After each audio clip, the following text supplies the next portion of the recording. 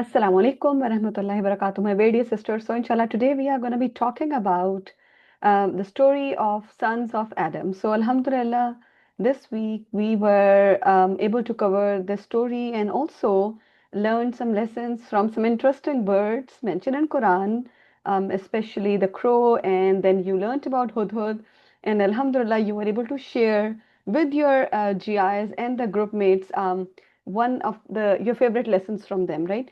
So I don't want to miss the lessons that we need to gain from the story of the two sons of Adam. So inshallah, let's start our session for today.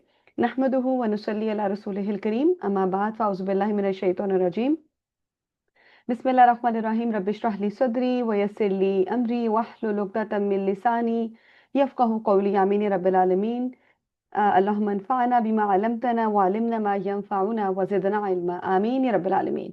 So inshallah, before I actually start the story, I want to point out here whenever there are the ayahs like in mention back to back, when you are noticing, oh subhanallah, we were talking about this topic in this portion, this passage was covering this, so now the next passage is coming, and that doesn't sound they are, there is a connection between the two. Always tell yourself, my dear sisters, Quran is al-Hakim. Hakama is the one which is, as you are mostly aware of the meaning, wise or wisdom, right? It also means that there is a link, meaning one surah is linked with another surah. There is a reason why Surah Baqarah is coming after Surah Fatiha. There is a reason why you see the sequence of the surah. They are not random, right? So there is no randomness in Quran. So same is the case when we talk about the ayahs in Quran or passages in Quran. So you are just learning about Bani Israel. You are learning here what the attitude they had when Allah subhanahu wa ta'ala asked them to enter the holy city, Al-Ardul Muqaddasa. So you notice that their statement was, Fakatila, you go in the inna hahuna qaidun. We are going to be sitting here. Just few ayahs before the story of sons of Adam. So you are just learning about Allah subhanahu wa ta'ala is actually asking them to fight for the sake of deen, right? Obviously, in Islam, conquest of any area is not always to spread or to grow socially or economically, right? It is also to spread the message of Islam. So when you are learning, okay, so this story is mentioning go ahead and fight, right? So you just learned in the story of Bani Israel where Allah subhanahu wa ta'ala is asking them to do jihad. Now comes story of sons of Adam. And here in contrast to the jihad, Allah subhanahu wa ta'ala is mentioning how there is the it is unjust to kill somebody without any proper reason. How Allah subhanahu wa ta'ala is making a point that this is such a big sin in the sight of Allah subhanahu wa ta'ala, that this story is mentioned. And you also need to learn, when the stories of Quran are mentioned, they're not it's not like a storybook. So you will notice some relevant part at the relevant time is mentioned. Subhanallah, it's interesting, right? When we hear about the story of Adam alayhi salam, so you will notice, okay, so story of Adam alayhi salam is mentioned, so you would assume, okay, so sons should come next, and they should be coming back, like back to back. But that is not how the Quran tells the stories. In the Quran, you will notice Musa alayhi salam story is mentioned so many times, and every single time, different lessons, different time, relevance is there. So same is the case here. Here, Allah subhanahu wa ta'ala is condemning the killing of the human, right? So let's inshallah look at the words, and let's start learning. And inshallah, I will first go the words of the ayahs, and then inshallah I'll summarize the lessons. Okay, inshallah we'll go through the lessons, and then in the end we'll summarize lessons again. Inshallah. Okay, so the first thing that you are learning, the first word coming in front of you is what is called watlu alayhim. So watlu alayhim, this is the message, or this is the command given to Prophet, peace be upon him. Meaning, this is not the story that he is making on his own. It's not an intuition given to him.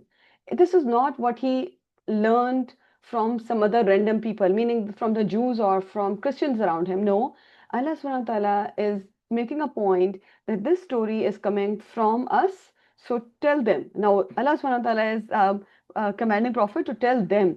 Who is them? Them is can be Jews or can be Christians, and then as an extension, it is talking to all of us, right? So, watlu alayhim, recite to them. What to recite? Naba'a ibnei Adama, story, or the story of two sons of Adam.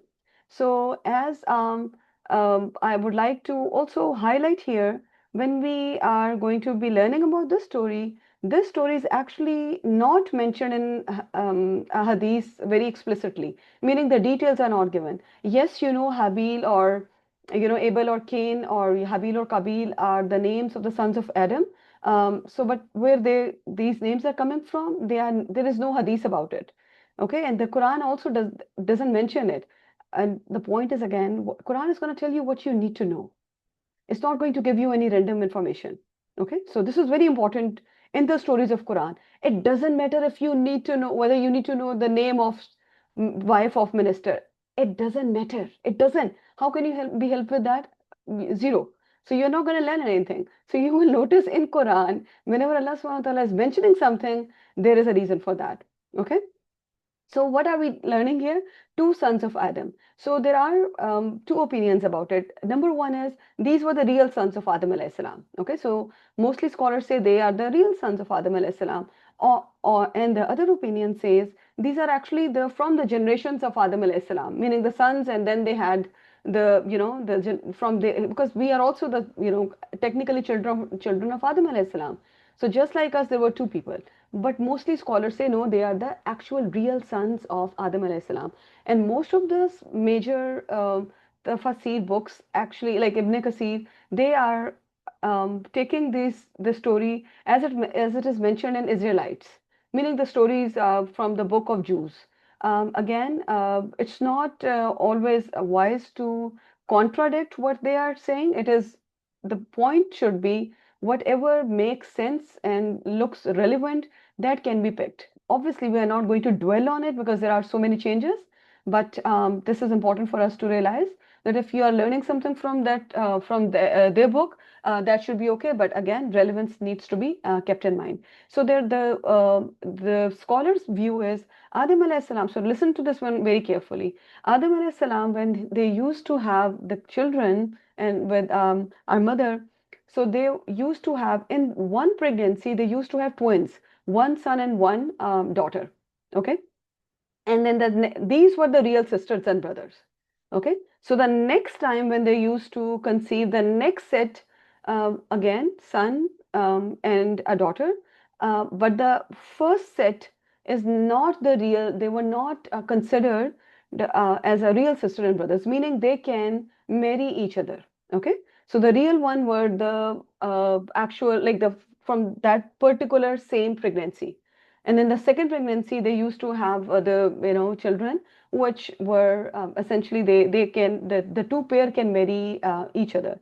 So what happened here? The sister of Kabil, okay, so Kabil's sister was Kabil is a killer. So the sound, just see the killer is a Kabil, okay, or Cain, meaning you're learning they sound the same, right? Whether it's a C, whether it's a Q, or whether it's just a cough, that is the same, and this is the killer. Okay, so his his pair, his real sister was very beautiful, so that was supposed to be married to Habil, right?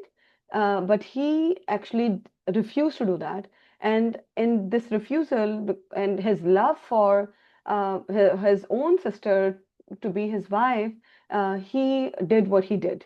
So importantly, we are not only learning, subhanallah, the impact that this action of killing had. Also, there are so many lessons to learn. So inshallah, let's keep going, and I want to give you the idea of what was happening. So this incident was between these two brothers, where there was, by most scholars, we are not 101% sure, but by most scholars, the issue was between the two due to these women. Okay, so then comes the word bil haqqi, another very important word. You will notice in Quran, subhanallah, many a times when the story is mentioned in Quran, Allah subhanahu wa ta'ala has used this word bil haqq. Okay, so what is the meaning of bil haqq? Bil haqq is the truth that you're aware this is the truth. So when we talk about the truth, it is there. It means that there is no added things to the story. There are no deletions from the story, meaning there is no change to the story. Story is not only unchanged, it is true. There is absolutely nothing dubious or deceptive in the story. Also, my dear sisters, Bilhaq also means with the purpose. There is a story that is being always the Quranic stories are there. Yes, this is very good to tell kids the Quranic stories, and also because this is storytelling is actually one of the tactics the human nature is very attracted to, and are one of the very strong tool for us to learn. But at the same time, we need to make sure that when we are telling the story, especially of Quran, we do not exaggerate. Okay, so do not make up the story. Okay, so inshallah, let's keep going, inshallah. So now tell the story of two sons of Adam with a truth, with a purpose. What is the story? Is qarrabna qurbana.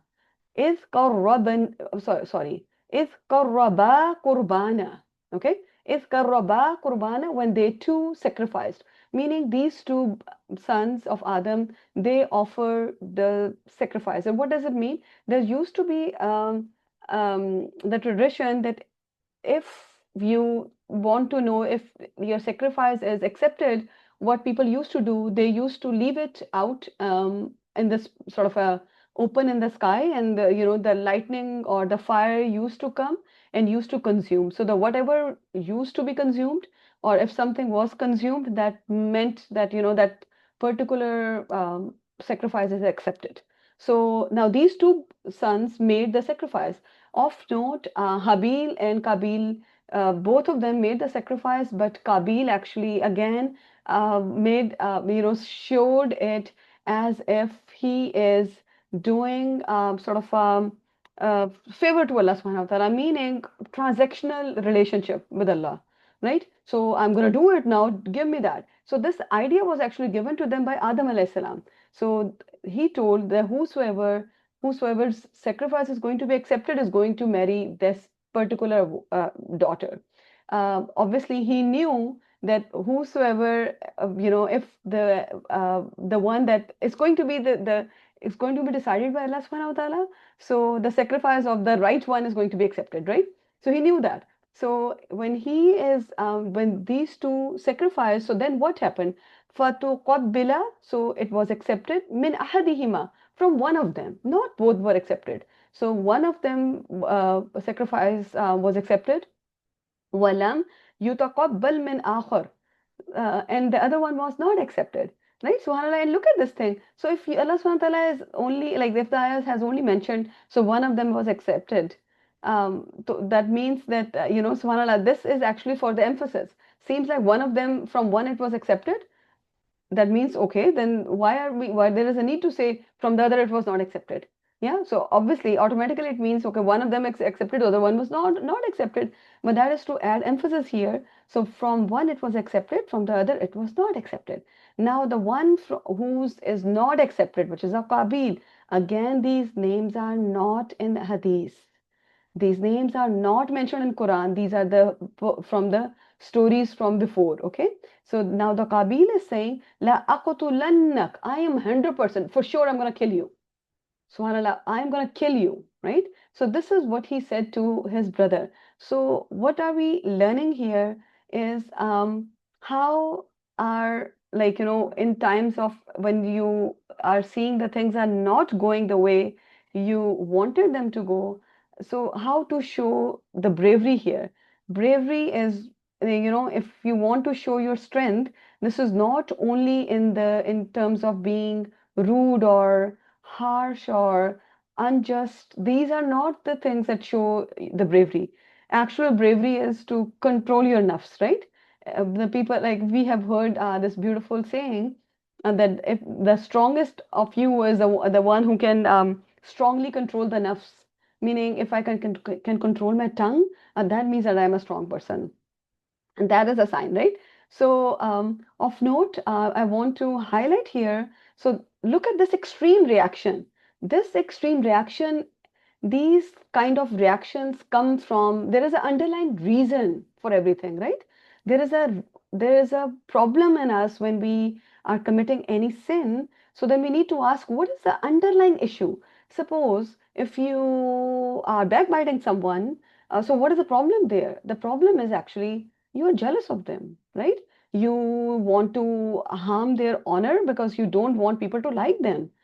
Meaning, so we sometimes we just keep on, asking forgiveness for other sins on a very superficial surface, like just we do not realize what is the actual problem. So we need to realize this brother is coming up with this hard statement because of the underlying issue. And what was his issue? His issue was being like the one who was jealous, right? Subhanallah. Jealousy is, I would want to highlight here, jealousy is one of the sins, it is one of the feelings for which we are going to be held accountable. Okay, so again, I'm saying, gonna repeat myself. Jealousy is one of the feelings. Usually, for feelings we are not held accountable, right? For feelings, but jealousy, and I'm sure you know the other one. What is the other one? Other one is, think about it, other one is arrogance or kibr, right? So these are the two feelings for which we will be held accountable. And so what happened here, the underlying issue was, I want what somebody else had. This is the problem. So in order to overcome this problem, what are few little things? One thing is we need to remind ourselves whatever we have, there's a distribution by Allah subhanahu wa ta'ala, right? So there is a distribution. Why you are not given very smart kids? There is a reason for that. Why your husband is so good? There is a reason for that. Everyone is being tested in their own way. If you want to get what somebody else has, instead of wishing harm for them, use your energies to make a dua for yourself. Use that power of your to ask Allah subhanahu wa ta'ala for that, right? So we need to remind ourselves where we belong, where we are coming from. Sometimes, no, not sometimes, actually, most of the time we think we are entitled to everything, anything around us, right? So we need to remind ourselves when there is a distribution, there is a hikmah behind it also. So before I go next, subhanallah, look at this word qarraba. Qaraba is to be near, right? Qareeb is, the nearness. Qareeb is nearness. Qurban is something that can bring you, or that is a means of your closeness to Allah subhanahu wa ta'ala. Okay, that thing is called Qurban, and that is what is Qurbani means. Again, it is the means of nearness to Allah subhanahu wa ta'ala, not the people around, not your family member. It's not about between people and us. When we talk about Qurbani or doing any sacrifice, that is between us and Allah subhanahu wa ta'ala. Just imagine if you are unable to gain this rank, that meaning your closeness to Allah subhanahu wa ta'ala is way better after Eid al-Adha. Just imagine that you had a big, you threw a party, which is very good. On Eid, we should meet each other. And in that party, you have your Qurbani meet.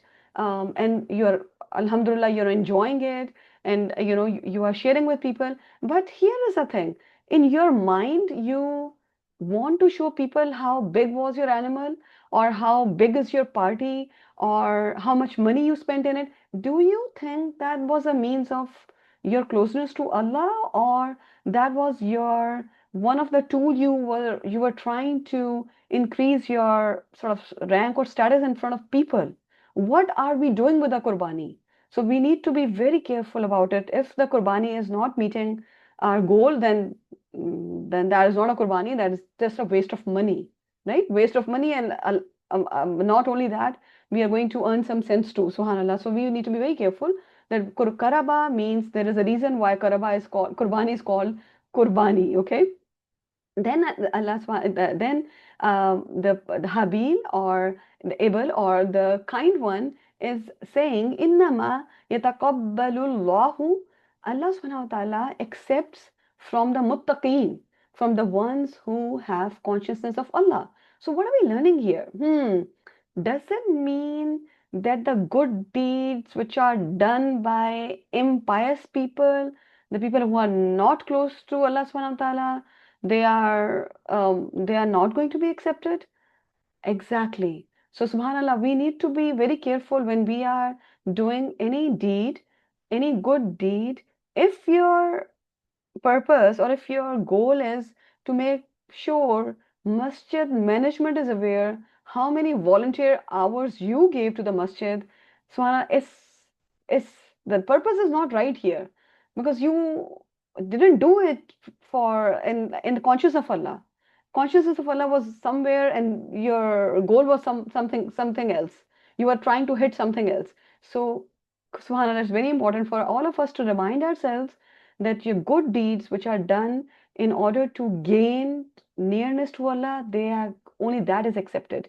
Obviously, if you notice that somebody who is not that much pious, meaning like they have done some faults, but they do realize that their faults and they're making tawbah and they're returning to Allah, then their deeds are accepted. Yes, definitely. So meaning what I would like all of us to remind ourselves when we are talking about the acceptance of deeds, please look at your own self.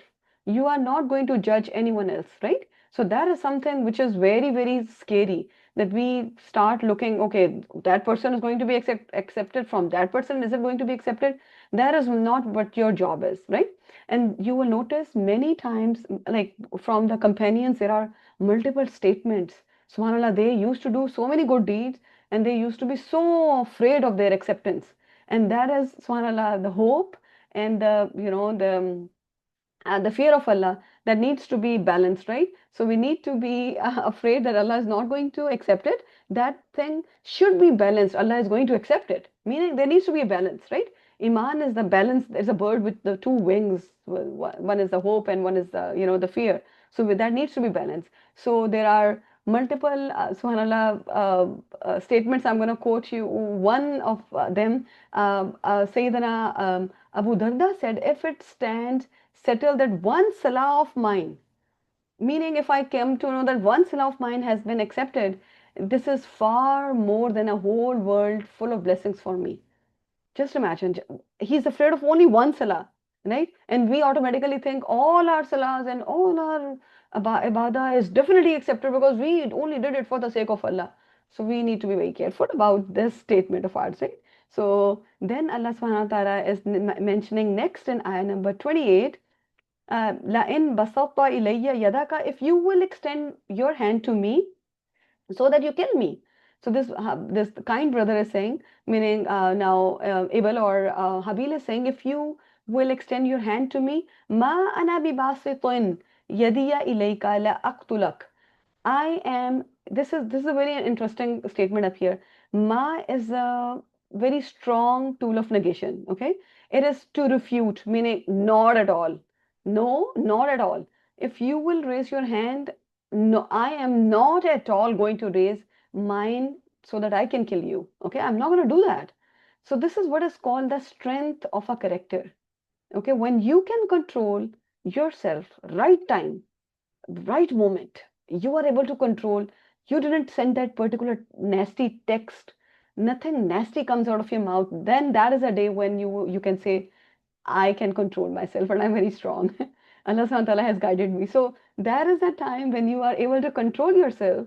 SubhanAllah, it's amazing that how shaitan plays with us and how we actually have let our nafs as well as shaitan play with us, right? So we are learning here, I'm not going to do that. And then Allah subhanahu wa ta'ala is mentioning the statement, Inni akhafullaha rabbal alameen. Indeed, I fear the Rabb of Alameen. What is the message here? In order to save yourself and myself from sins, the strongest tool is the fear of Allah. Okay? You are not going to backbite, not because it is not good, it's not ethical. No, this is one thing. Yeah, this is a part of your fitra. But what if you tell yourself, I'm not doing it for the like keeping Allah subhanahu wa ta'ala's presence in mind? Just think about this thing. the strongest tool which can make you avoid taking mortgage of your home is not your friend. No, it should not be that. It should not be the imam of the masjid who's stopping you for that. No, the tool is the fear of Allah. Okay, and that is how you can improve yourself day by day, month by month, year by year. As I always say, Quran and its teaching is not about being perfect. We need to be improved from what we have been before, right? So we are learning here the best tool is the fear of Allah. And then this kind one is saying, indeed, I actually, this is very important statement. I want that I burden you or I laden my ism, my meaning my sin upon and your sin upon you. Meaning I am not going to do anything in response to that. And because I know if I won't do it, then not only like your sins burden, my sins burden, if I have done any, that is going to be on you, and you are going to be fatakuna min ashabin nar, and you are going to be from the people of fire.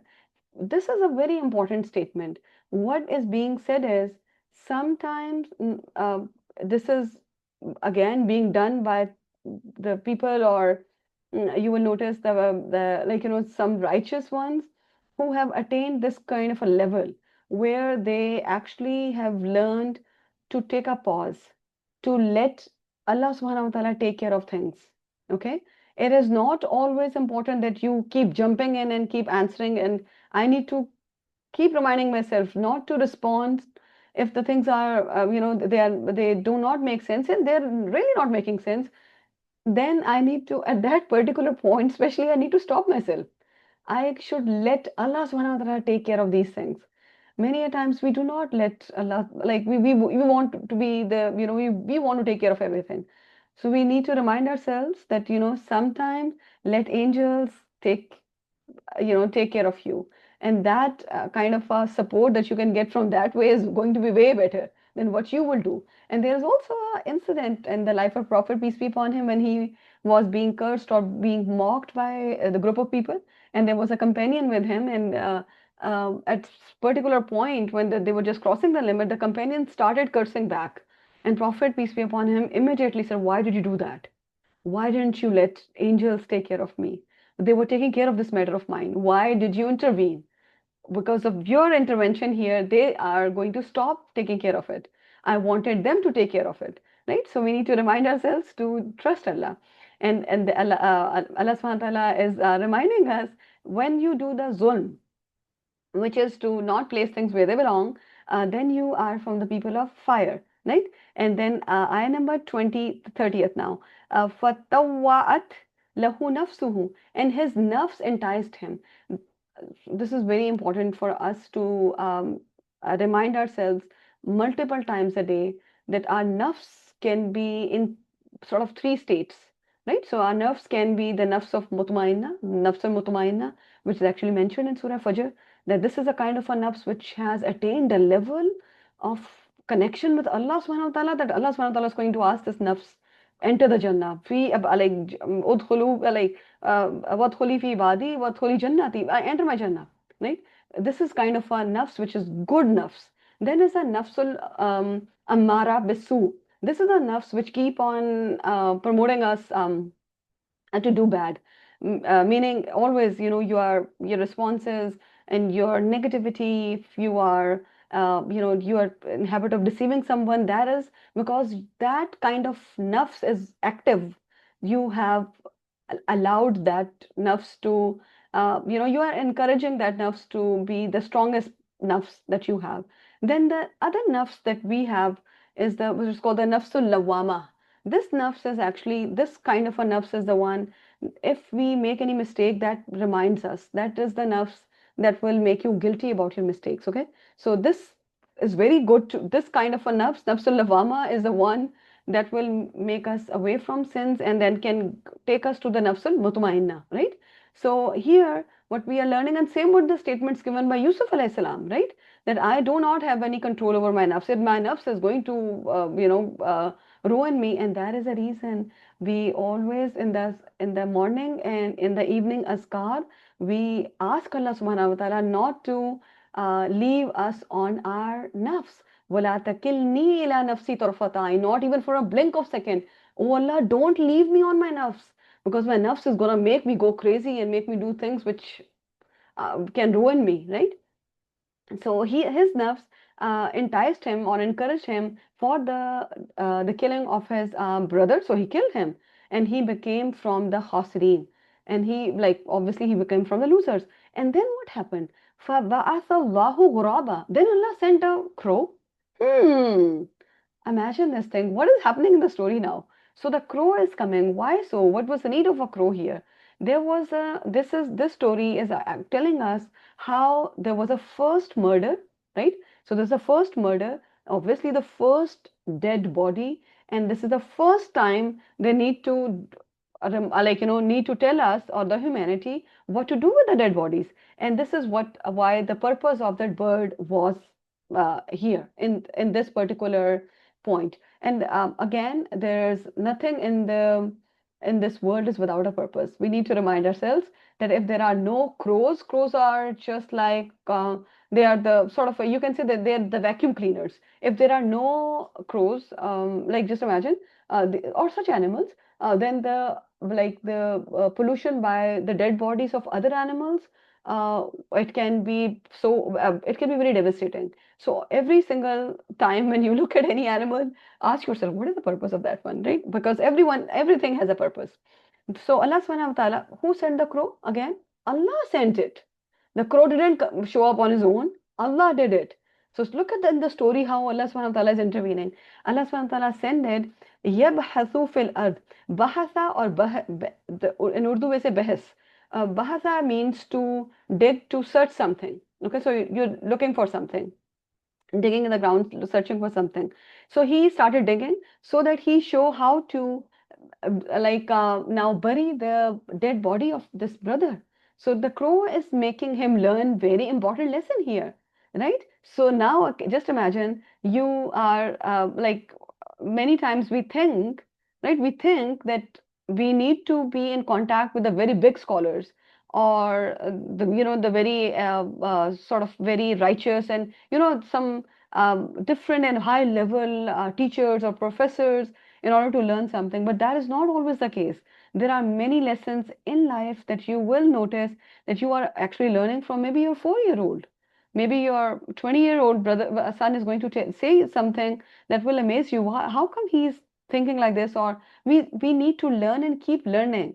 We should not be bringing our ego, and we should not be thinking they're always wrong or they cannot make any sense. We learn from the people who we have any power over, we have any control over. So make sure that you do not block this way of your improvement, because this, like, when you once you learn, then you improve, right? So subhanallah, here crow is being sent to, you may not like crow, but crow actually told you one of the most important thing that we do to preserve the dignity of the human dead body, right? So we may hate them and we do not like their voices and their colors and whatever, because we like, but they are such an important creature for us. So qala ya wailata. This is this is wailati. Actually, this is supposed to be wailati. So you will notice this ta is like meaning you sigh, and that is the reason the expression is this is becoming ta. Okay. So again, this word was wailati in grammar and pure grammar, like this is wailati, but to give an expression to this word, wailata is like the word ending is changed, and this is not done. This is not the first time it is done. In Quran, multiple times it has been done. Okay, so that I just to an akuna misla hadal ghurabi, like I'm so weak that I am not like even this crow. I'm like this crow that I can hide the dead body of my brother. فَأَصْبَحَ مِنَ النَّادِمِينَ. So he became from the ones who are guilty. Subhanallah. And here I want to take a pause. When we talk about guilt, so subhanallah, the guilt, not every person with a guilt is going to be accepted. It's not that doesn't, not all the guilts are accepted. by Allah subhanahu wa ta'ala. So what do I mean by that? Many a times you will notice that there are some guilts after which you actually make a change in your life, and your connection with Allah subhanahu wa ta'ala becomes strong, right? And you become a better person after that guilt. Meaning, just imagine that you missed your Fajr prayer, and you, subhanallah, you are going crazy about it. So that kind of a guilt is rewardable, right? So that, because you after that you made some changes and made some improvements, and why did you do so? So that you can increase your connection with Allah. On the other hand, if you are guilty because your nafs told you, meaning because this is in your conscience and you are just, you should not have done that, but there is no other further steps taken, or then that is not a rewardable guilt. Suppose that if somebody is, somebody is gambling, and in that state of, being high, in that he actually got into fight and he killed someone, and then he becomes guilty, or do you think that his guilt is going to be accepted? No. Why? Why is it not accepted? Because, as I mentioned to you, for the guilt to be rewardable, there needs to be reformation, and there needs to be increased connection or improvement in connection with Allah subhanahu wa ta'ala, right? So we need to keep these two things in mind. Okay. And then comes one of the ayah, subhanallah, which we should be very, very carefully looking at. It is not only word to word. If after this ayah you are not careful about protecting someone's honor, someone's repute, but then there is an issue. There's a big issue. I'm not talking about killing. Killing is a way big of a sin, right? And not all the sins are the same. We all know that. And killing is one of the sins which is like you're learning from this particular passage of Quran how the this act done by the sons of Adam is going to like it's to the point, like it is important to the point that after that first murder, whosoever is doing this act is going to give his sin to that particular son, meaning he just opened the door and he has invited so many, like, punishments from Allah subhanahu wa ta'ala by doing this kind of a sin. So now after this, Allah subhanahu wa ta'ala is mentioning min ajli dhalika, and because of that, katabna ala bani Israel, we ordained upon Bani Israel what? Annahu man qatala nafsan bighayri nafs. If there is no qatl of the nafs bighayri nafs, other than the nafs, meaning if this is not a qasas matter, right? In the qasas, when you are, that if there is a killing of someone, then you need to take the life of that particular person who's a killer, right? أو فساد في الأرض, meaning if this is not the condition that that person is not as a qasas, that person is killed, or that person is not creating a fasad, then فكأنما, then killing that kind of a person is like a killing of the whole mankind. Subhanallah, this is very important. This meaning killing of one person is equal to killing of the whole mankind. So I want to take a pause here. It's not only killing is obviously the, as I mentioned earlier, so the major one, but it is everything, anything related to that person is actually prohibited. We need to be uh, giving respect to everything, anything related to that particular person. Okay, that includes his honor, that includes his wealth, that includes his repute, that includes his anything that you can imagine, his obviously his life, his house, or like anything that belongs to that person, that comes under this thing, right? So killing of one person, subhanallah, is like a killing of the whole humanity. وَمَنْ أَحْيَاهَا, and whosoever will give life, meaning save life. Obviously we cannot give life, so we can save life. فَكَأَنَّمَا أَحْيَا النَّاسَ جَمِيعًا, meaning that you are going to give life to the whole person, like the whole humanity. Subhanallah, it's so beautiful. These two statements keep, like, just imagine in your mind, tell yourself, just imagine if I tell you by giving, by saving life, I actually meant, and my dear sister Noor Jahan shared a beautiful pictorial, mind map of these ayahs. Just imagine I want to take you to the other side, okay? So obviously we have different ways of saving lives, meaning if you are just like if you are a physician or you are a scientist or you are the one making vaccines like the COVID vaccine, if you are the one, so subhanAllah, just saving one life.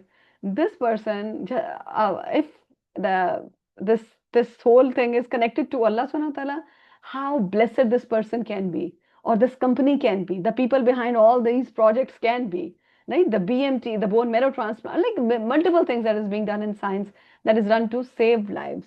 So now take it to another angle. If I tell you you are saving someone's life by guiding them in a very positive way, so that means you are telling your friend, just imagine you're telling your friend, you're giving her a very good advice, and she's able to act on it, and she's able to maintain the peace of her home, and she's able to make some smart choices. And you actually were the one who connected her to Quran class, any Quran class. So because of that, she's able to make good decisions in life. Do you think that you actually saved that person's life? That is also saving someone's life. And that means that not only that particular friend of yours, whatever her kids will do and their kids will do, if the goodness will come out of their family, it is just like you, from one, you just spread it all over, and just like a ripple effect, like it's just gonna spread out.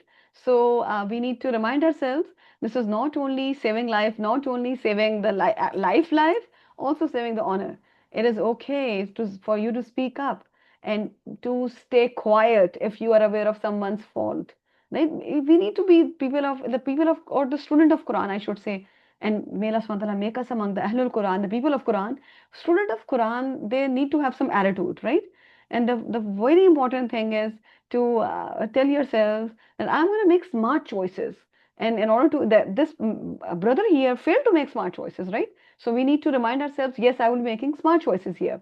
And another important thing, my dear sisters, from this story is, you know what, we are being tested in different ways in our life, right? Your test is different from mine is different from yours, and your from your cousin different, or like the test that we all go through is very customized, that is based on us, like, and ultimately the reason why we are tested is to give us a chance to improve our rank, right? And there are certain things in life where you become sort of helpless. And what are those things? Meaning, for the hidayah, this is a test for the hidayah. You are talking about the sons of Adam alayhi salam. You are talking about not only the first person, this is the person who was actually made physically by the hands of Allah subhanahu wa ta'ala.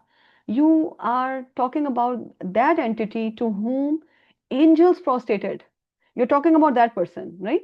Now, on the other hand, you are learning about the sons of that same person and making such a big sin, to the point that the whole humanity, whosoever is going to do that, he's going to be responsible for that.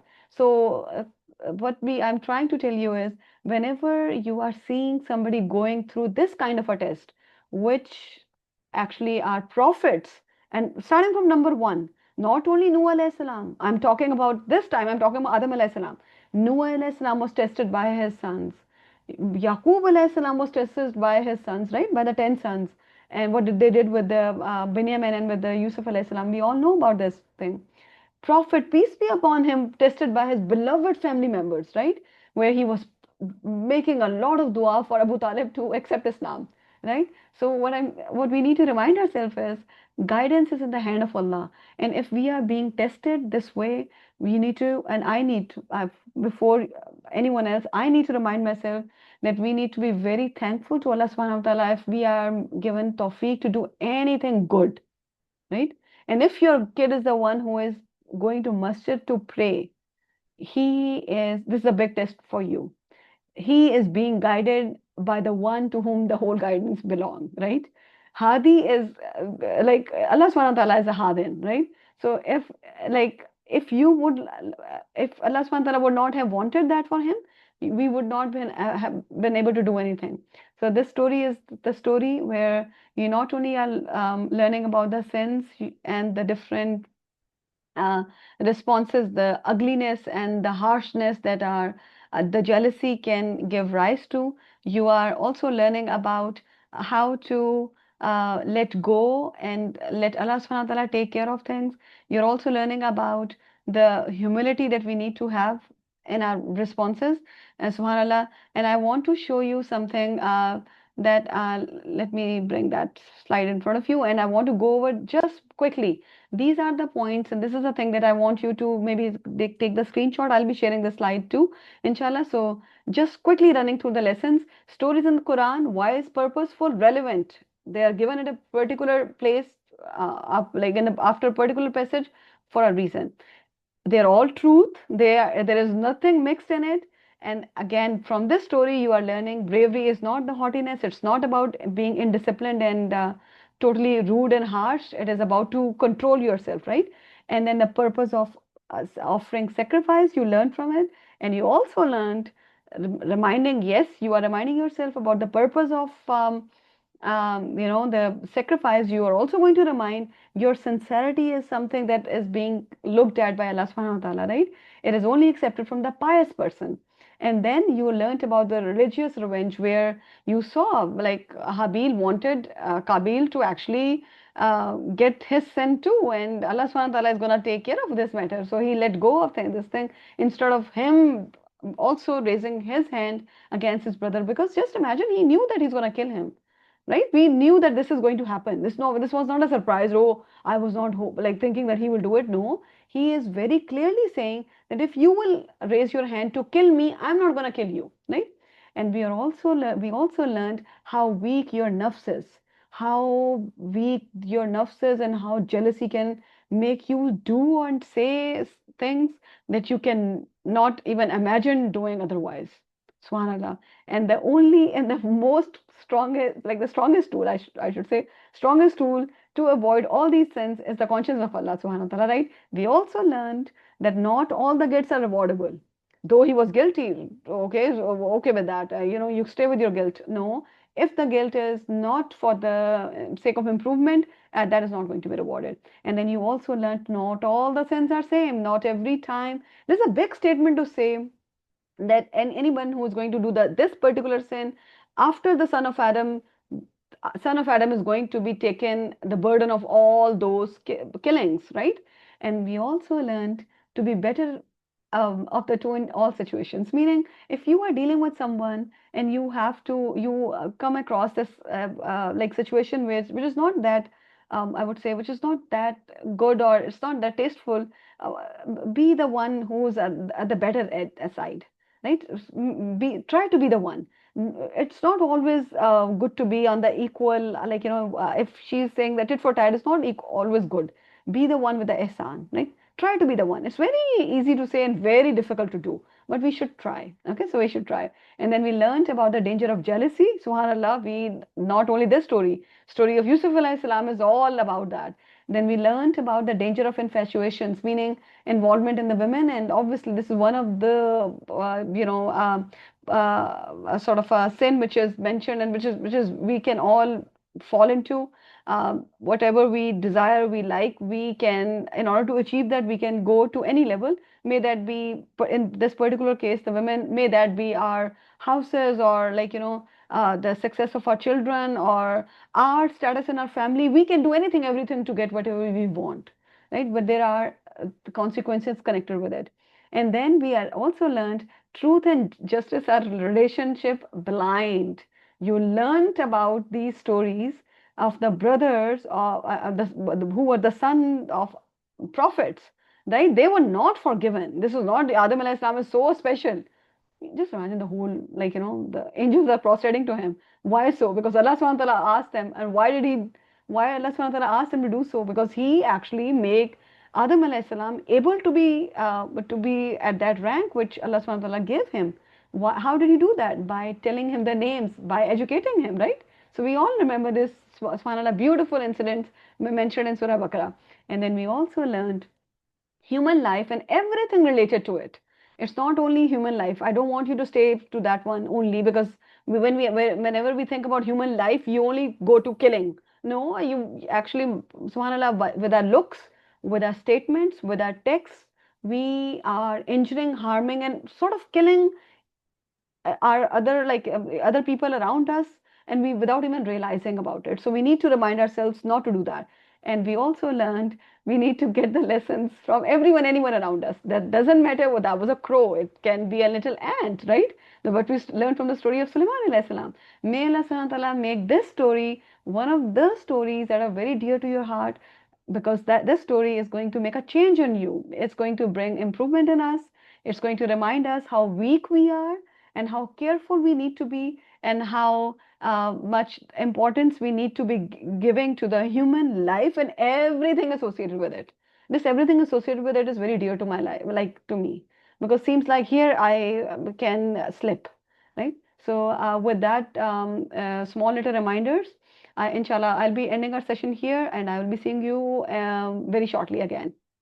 سبحانك اللهم وبحمدك نشهد أن لا إله إلا أنت نستغفرك ونتوب إليك. السلام عليكم ورحمة الله وبركاته, my very dear sisters. Allah Hafiz.